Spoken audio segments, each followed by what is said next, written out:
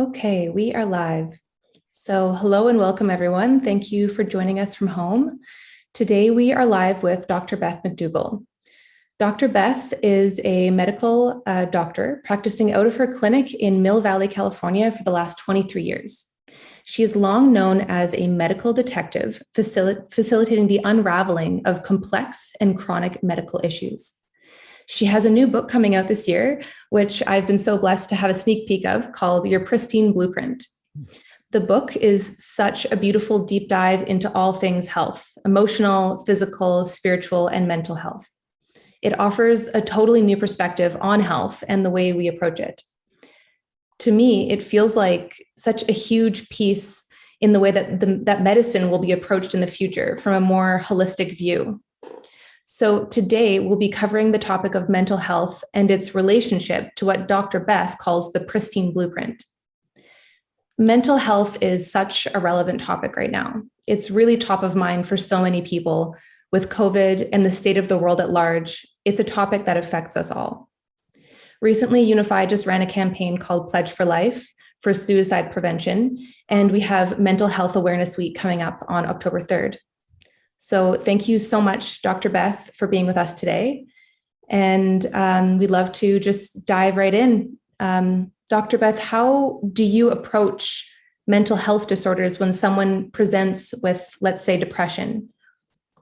Well, hi, Sadie. Thanks for having me on. Yeah, thank you so much. Yeah. Well, first off, when someone presents with depression, I try to get a sense of what kind of depression do they actually have? Because to me, it's not just one thing. I look at, I kind of think about different types of neurotransmitter deficiencies leading to depression.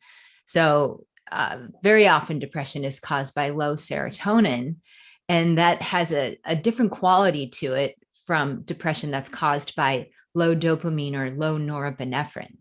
So simplistically, you can kind of take the neurotransmitters in the brain and divide them into two categories. There's the calming ones and the more excitatory ones. And so when someone comes in and they are depressed, but they're also anxious and they're not sleeping well, very often they have a low serotonin depression. And there's also some other characteristic features usually. There's like a kind of negative self-talk. They tend to be overwhelmed with life, almost like their kind of head is below ground, and it's just really hard to kind of put things in perspective. There's a lot of kind of poor sense of self-esteem and negative self-talk. And then on the flip side of that, sometimes someone will come in and instead of this kind of anxious, agitated depression, they're just going to be more despondent and they just want to lay in bed all the time and they can't do much. They're sleeping more than they used to. They don't really engage in life. And that's more of a low norepinephrine, low dopamine depression. And sometimes people have a bit of both.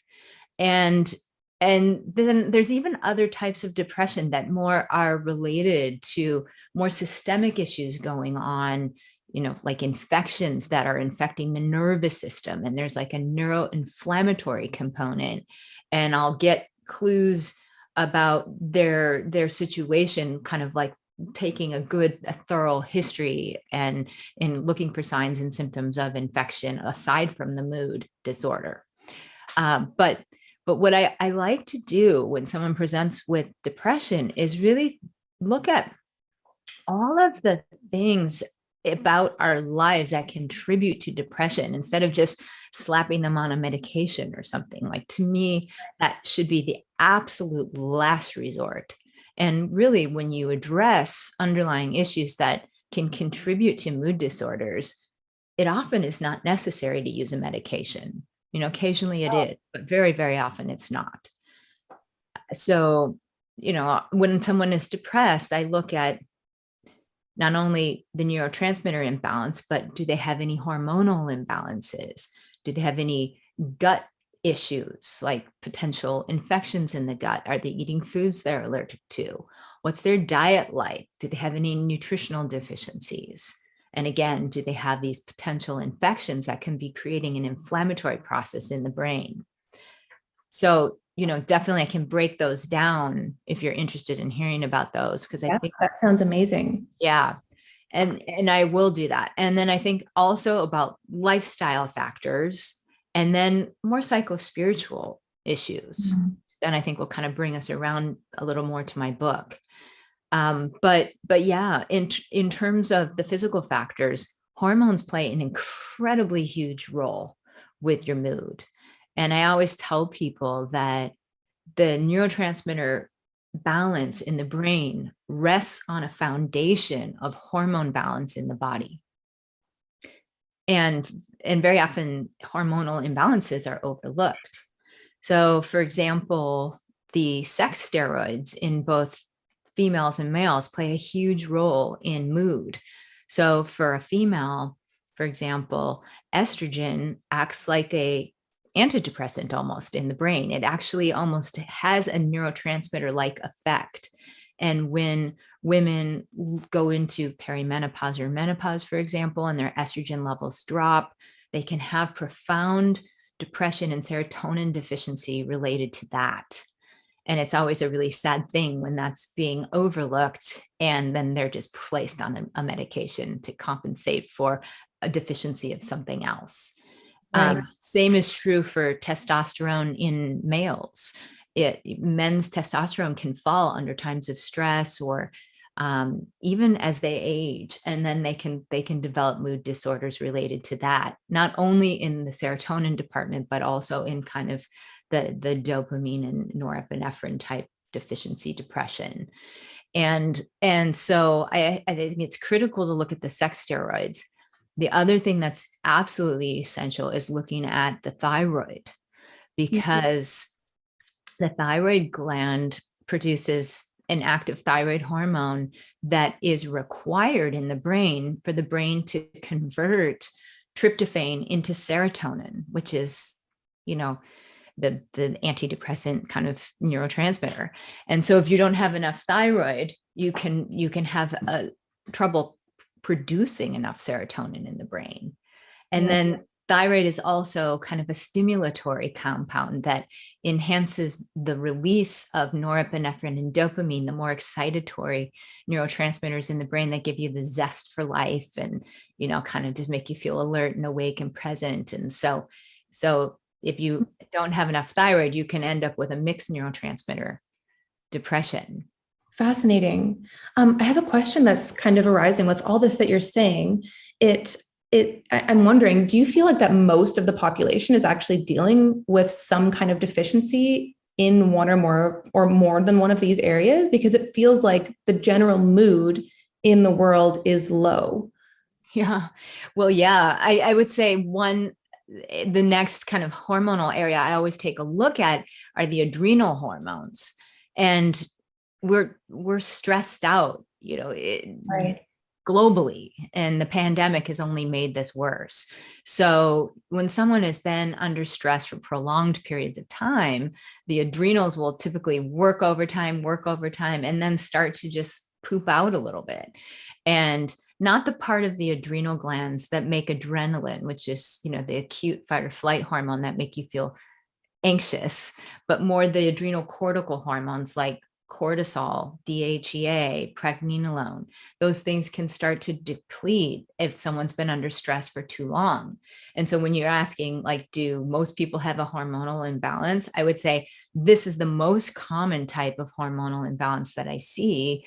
And yes, I see a select group of people because they have health issues, but most of the people I see have some deficiency in the adrenal hormones. And the adrenal hormones are essential for mood.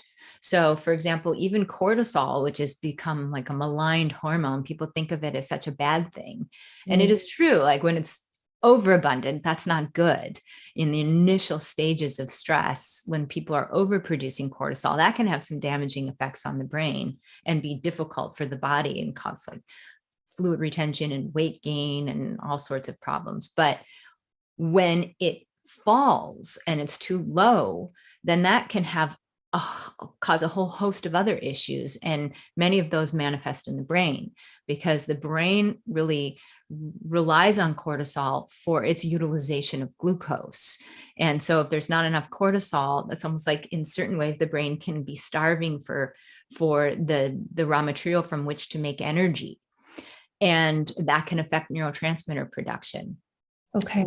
And then the other adrenal cortical hormones are also really important for mood.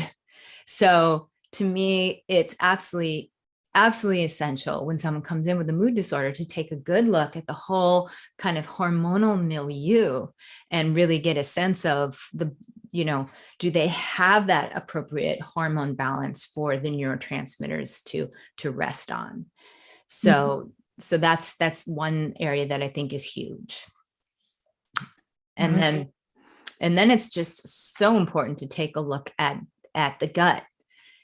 So the gut has been called the second brain, and it's really because the largest concentration of neurotransmitters outside of the brain are in the gastrointestinal tract, and the largest concentration of neurotransmitter receptors outside of the brain is lining the gastrointestinal tract. So it's like the brain and the gut speak the same language.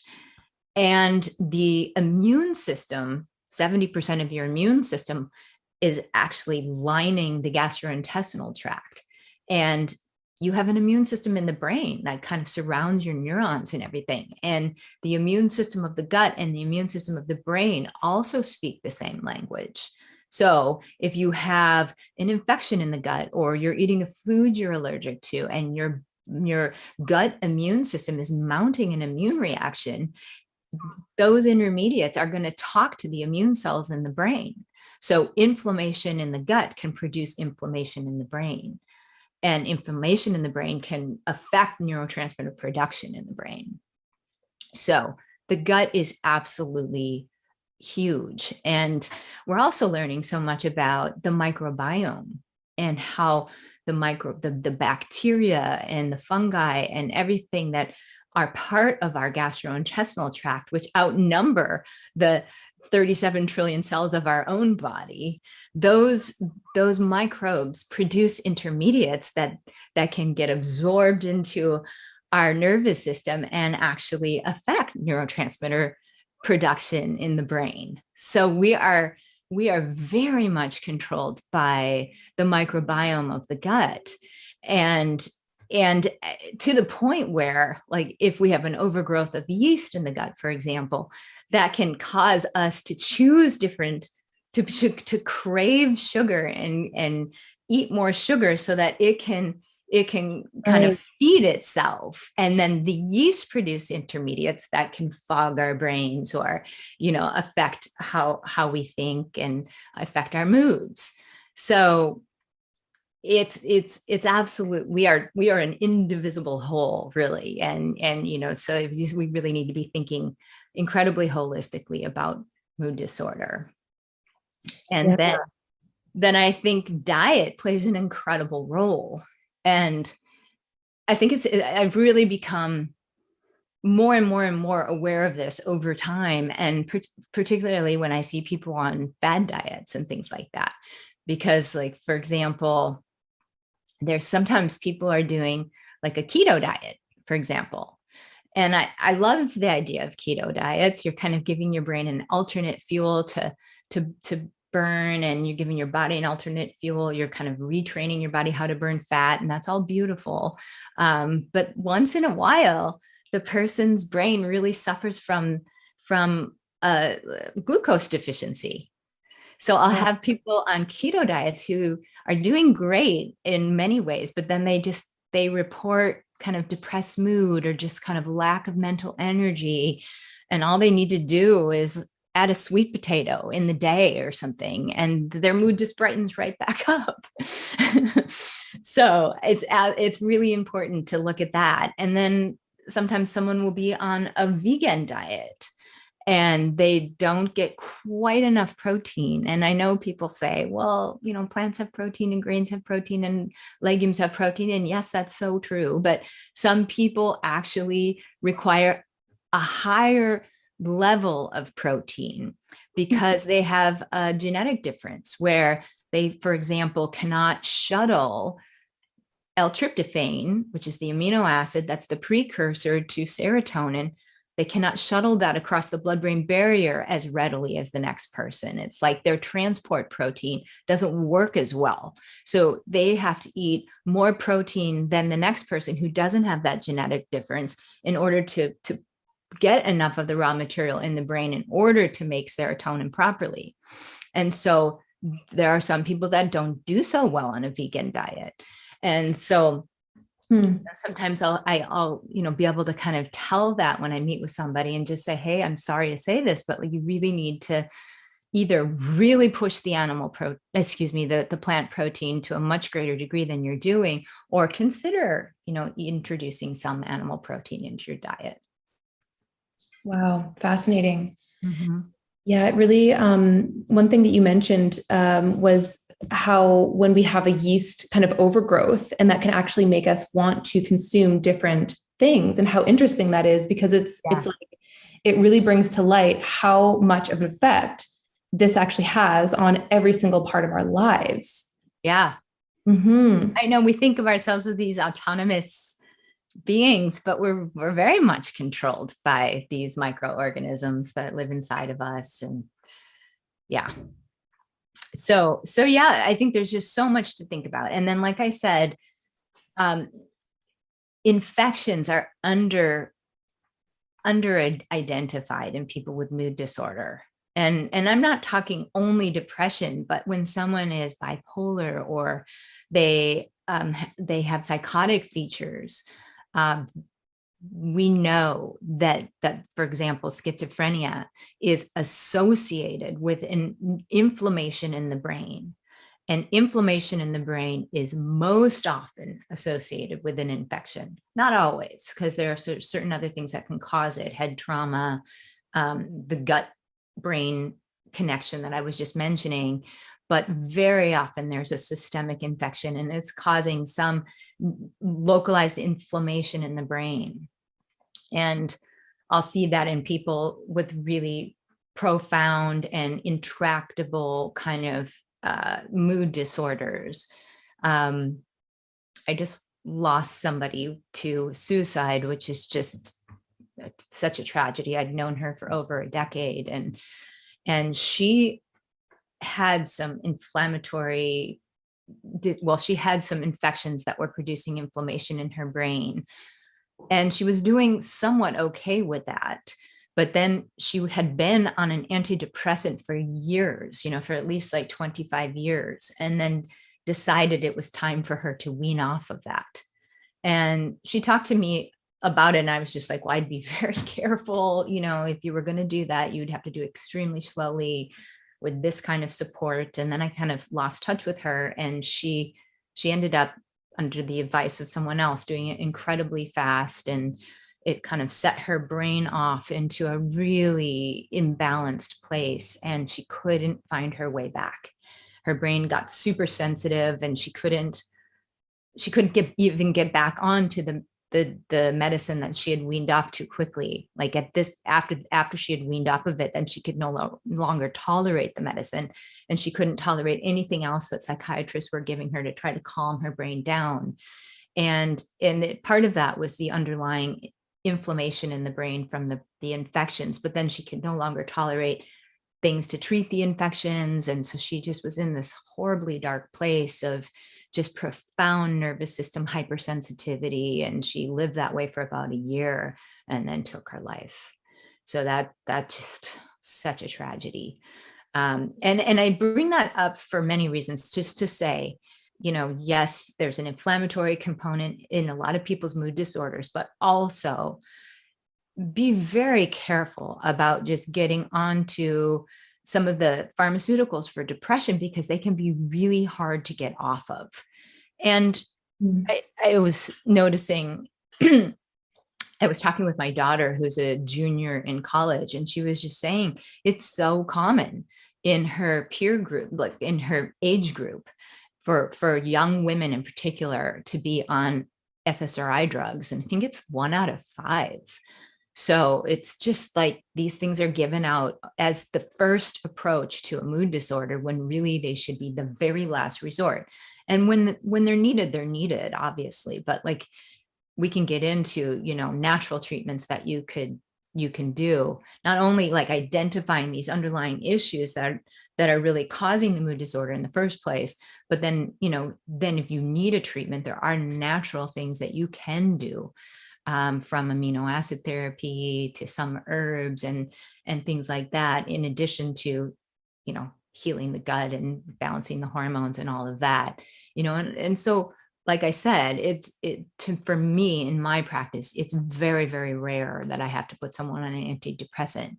And then if I do, it's going to be very unusual and very, very low dose for a short period of time. And it's used just to help kind of get someone stabilized. Wow, that really is a very different way of treating this kind of issue, Yeah. as you're saying. And it does seem quite crazy, actually. I don't remember the exact statistics, but I know that there's quite a large percentage of the US population that actually is on antidepressants. Are SSRI drugs, is that antidepressants? Yeah, those are the selective serotonin reuptake inhibitor drugs. Okay. Yeah. And they're just notoriously really hard to get off of. So they have to be weaned incredibly slowly. And oftentimes the person needs support while they're doing that. So, yeah. But I think another huge area that we really need to talk about is lifestyle, because there's so many things about our lifestyles that contribute to depression that, can be addressed and make a huge difference. Like exercise, for example. I mean, sometimes all someone needs to do is go on a 20-minute walk every day and their mood begins to significantly shift. So people Mhm. are often sedentary and at home, and it's almost like they're not getting the blood to the brain. They're not getting the life force kind of moving into the brain, and their whole body is just very stagnant. And the exercise is we know just from research just can really alter neurotransmitter balance in the brain and produce endorphins and things that are just so good for your mood. So absolutely critical to exercise. And then sleep. I can't even say how big of a factor that is. That's just enormous. Like so many people are not sleeping enough, and or their sleep quality is very, very poor. And that is going to put someone in a state of stress. And then the stress is going to eventually deplete the adrenal glands and, the adrenal cortical hormones. And it's going to, kind of tip the scales between the calming neurotransmitters and the excitatory neurotransmitters, so that they're kind of always in a slight state of fight or flight. And then that becomes a vicious cycle, because then it's harder to fall asleep the next night, and then the next night. And I see so many people that are literally strung out like this, like they're tired, but they're wired, and their whole body is just racked with just that stress. And so highly recommend that people get good sleep hygiene and start going to bed at a particular time every night, and really start the winding down process at least an hour in advance of that. Maybe take a bath, maybe do some meditation tapes, stop screen time. And then the other thing, like hidden determinants of poor sleep are like, make sure you don't have your Wi-Fi on at night, because I think a lot of people are so much more sensitive to that than they realize. Make sure you don't have your cell phone right by your head and still on, maybe put on airplane mode and in a different room, and just really try to kind of create like an electromagnetic free sanctuary in your sleep space. Yeah. And yeah, make sure the temperature is right. You're not under too many blankets. You've got a nice breeze going, and things like that. And I think that's huge for mood. And then media is huge. Like I think that right now, you were saying like mood disorders are so rampant in the COVID era, and we could have an hour conversation about why that is, because there's so many factors at play there. But one is the media that people are bombarded with is so fear-based, and Yeah, it's just generating so much fear for people. People are seeing the ticker tape of the deaths of COVID, and like, how many people have it in their area. And then you've got the kind of polarization of people, the vaxxed against the unvaxxed, and the unvaxxed the vax, and then people are afraid of just like, how are they going to move around in the world and kind of go back to life as usual. And a lot of times people have the financial stressors right now, and it's huge. So I just really advocate divorcing yourself from all of that. Like, don't immerse yourself in that type of media. Stop watching the news. Stop spending all your day on social media, and really go outside and just be out in nature and be out in the sun and be around people you love, and do things that really bring you joy, and be with people that bring you joy. Yeah, it feels like this whole COVID situation has really exacerbated this underlying mental health issue that we already had. And now it's just totally up on the surface. And people are so much, as you're saying, so much more alone, and thus watching this terrible media, and then also spending so much more time on their screens, probably because no one knows what to do anymore. And I think that people were using social media as a certain kind of stress release to begin with. And now it's like almost like a total addiction. Yeah.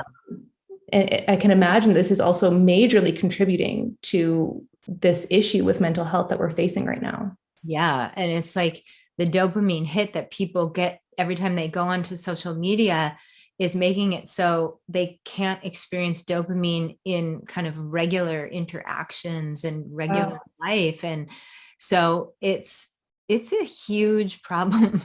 And I really think the only solution is to limit your media time, limit it. And then when you are engaging with media, really be mindful about what it is you're feeding yourself. Is it uplifting, or is it fear inducing?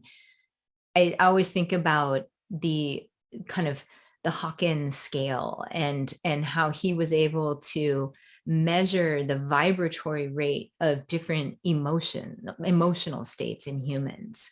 And he did that.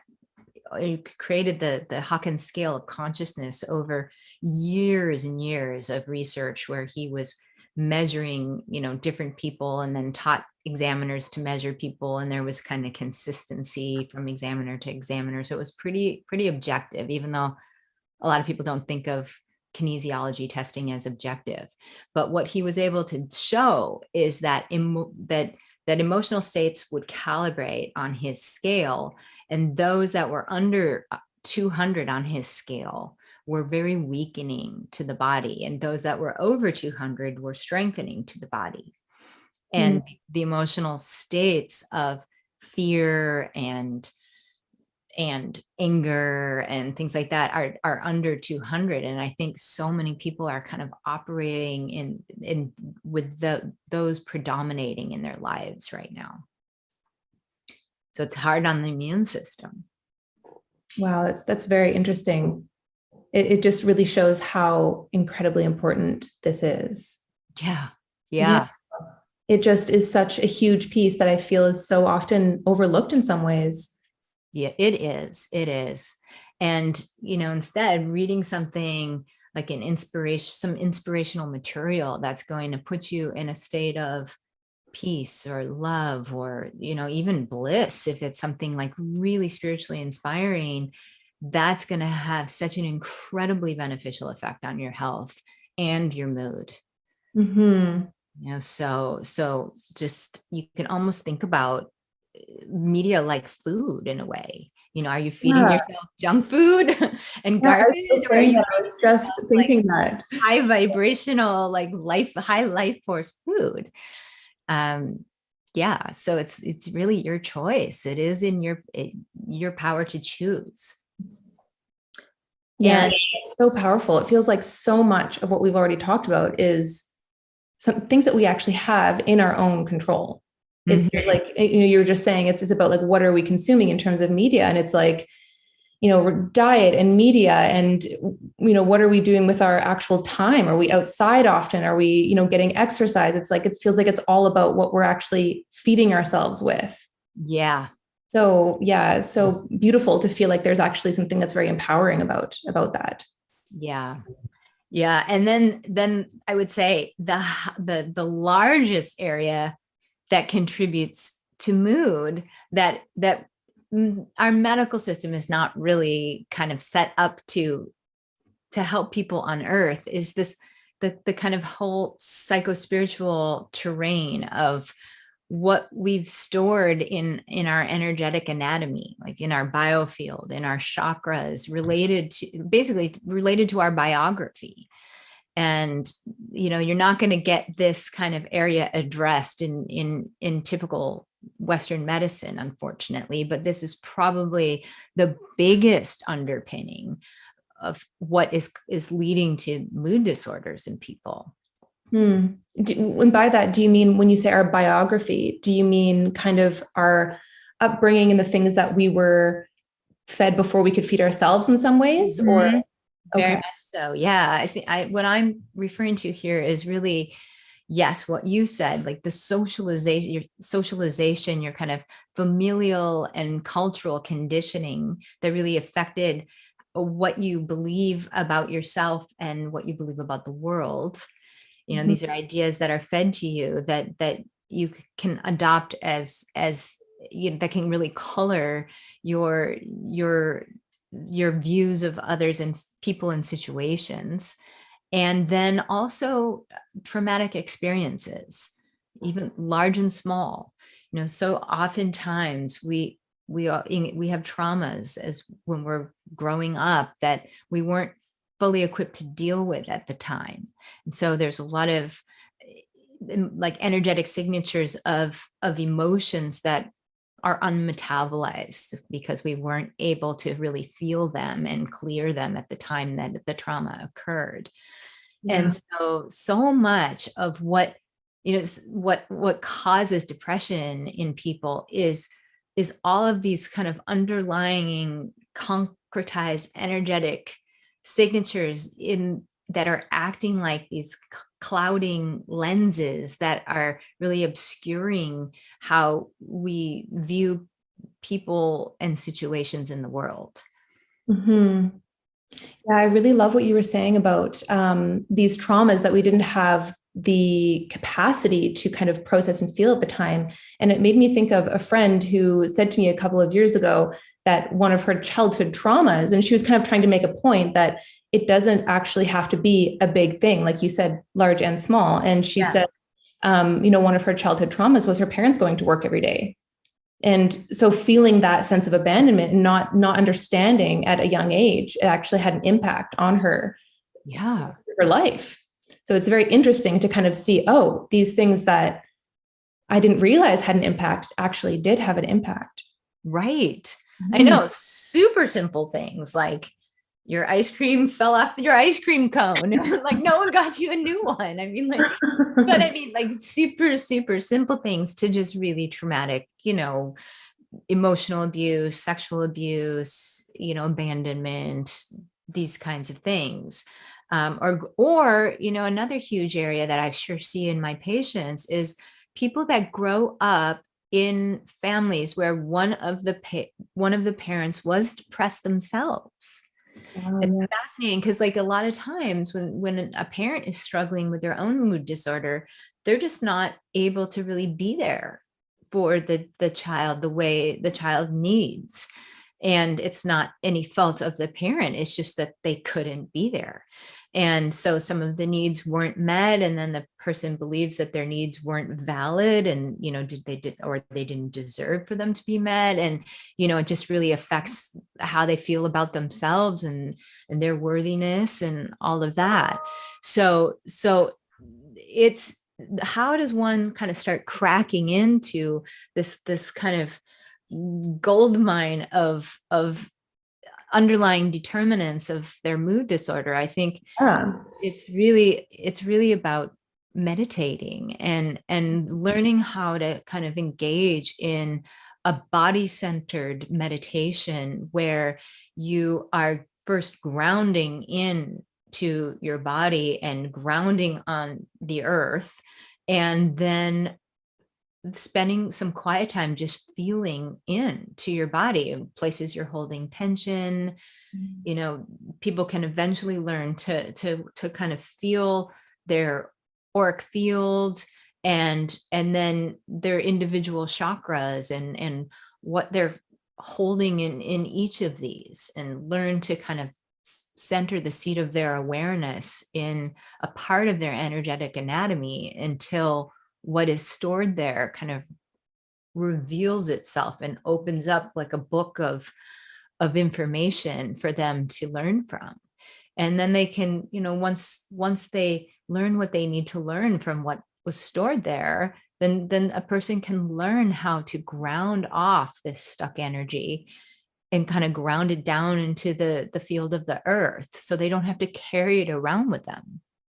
And you know, when people kind of work on this in a daily practice, it's like you're wiping off those obscuring lenses that are really coloring how you're seeing people and situations in the world. And so this is the gold mine. Like, this is truly where the work needs to be done in order to clear a mood disorder. And when someone's in like a really dark, difficult place, they may not have the wherewithal to kind of do this type of work, of course, but the goal is to stabilize them enough so that they can start to do it. And then when someone has just a mild depression or kind of early stages of depression, this is where they need to focus, because it's almost like we emerge from the unified field, this sea of energy and information that we live within and that lives within us. And this field is infinitely full of energy, and it's the life force that animates us and all the rest of creation. And it's that flow of the life force that actually makes us feel alive. And the more stuck energy that we have in our system, the more it obscures the flow of the life force. And you can almost just intuitively imagine it's going to just make you feel duller and less connected with life and more despondent, more depressed. So really, it's about reestablishing the flow of this vital force that just makes us feel alive. Wow, that is so beautiful. It's so, the way that you were explaining that is just so beautiful and powerful. It just really feels like, you know, you've said so often that there's certain things that we can do to resonate with our pristine blueprint, and certain things that actually detract from our resonance with it. And something about the way that you just explained that really brought that to life in some way, where it just clicked in, like all of these different things you've kind of been going over. And with the emotional alchemy and the kind of recognizing what thought patterns and actually grounding this in with this meditation, it's so beautiful what you're presenting here. Thank you, Sadie. Yeah, I really, you know, just as I've gone on in medical practice and dealt with my own health issues over the years, I've really come to feel that our degree of health and even the rate of our aging is absolutely dependent on the degree to which we resonate with our patterning pristine blueprint in the unified field.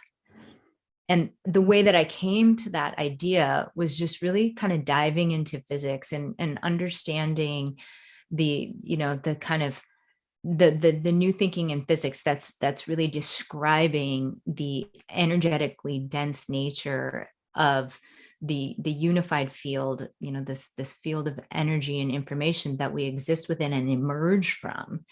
And the other concept in physics that really informed me, that has changed how I think about everything related to health and disease, is the concept that no matter, no physical form, no life form even is static. it's forming and annihilating trillions of times a second. Mm. And how is that possible?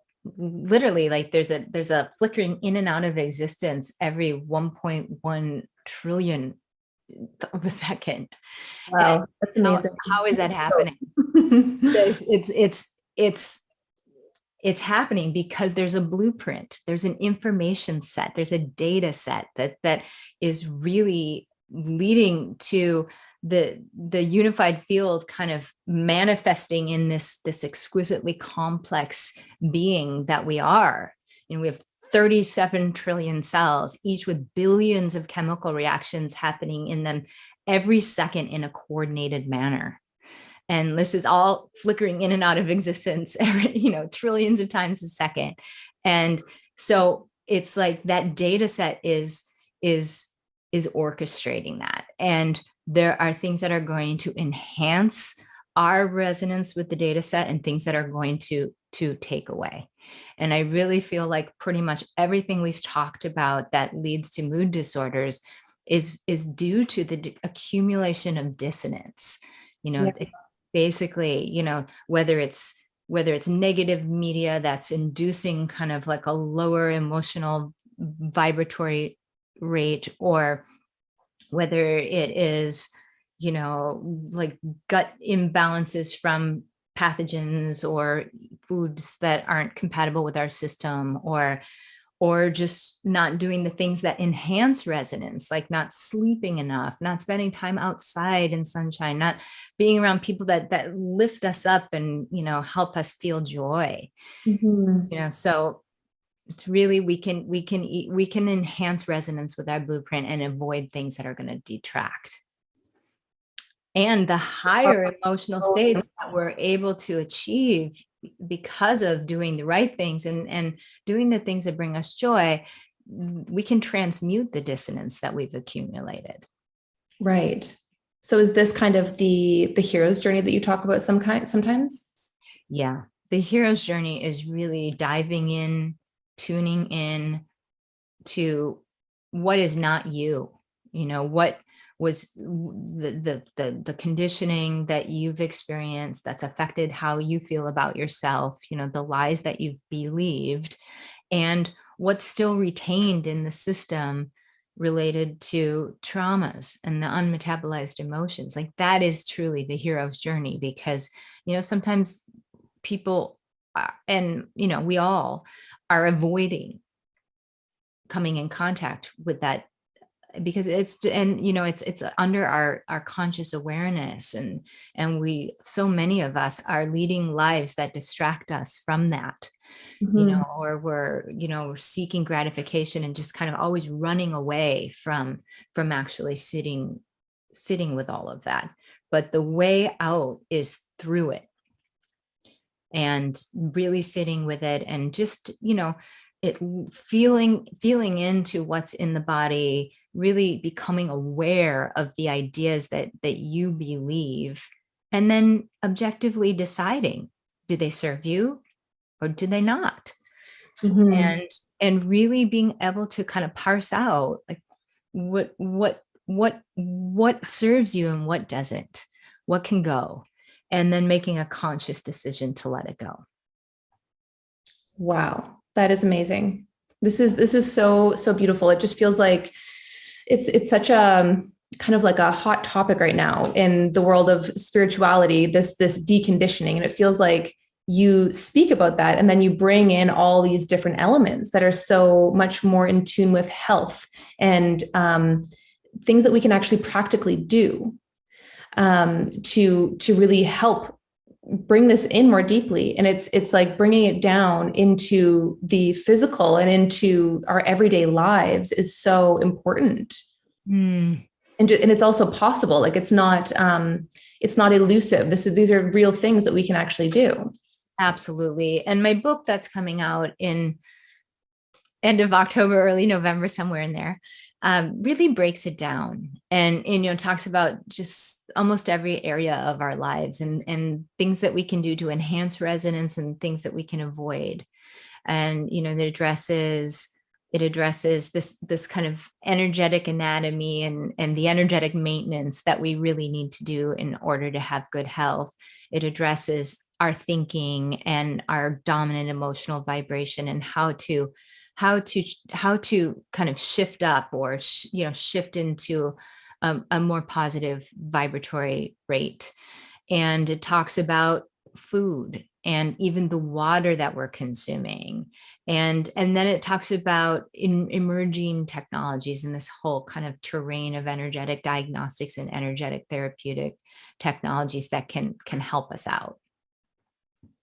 Yeah, I was so grateful to be able to read the book. I know it's not out yet. It'll be coming out this year.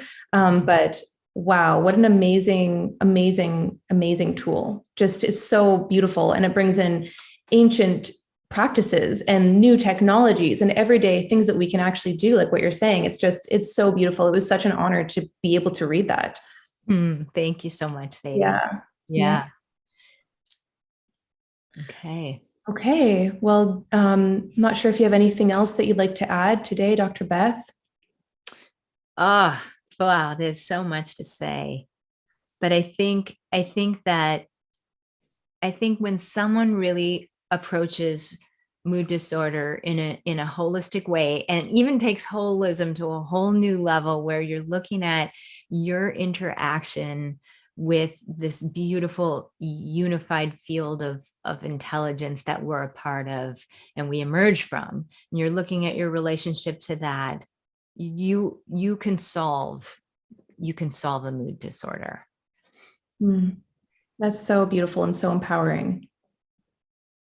Yeah. Well, thank you so much. And I really look forward to being able to do this again. Okay. Me Okay, too. great. This is so much fun. Okay. Yeah, it Thank you really so is. much. Absolutely. My pleasure. Okay. Talk to you soon. Okay.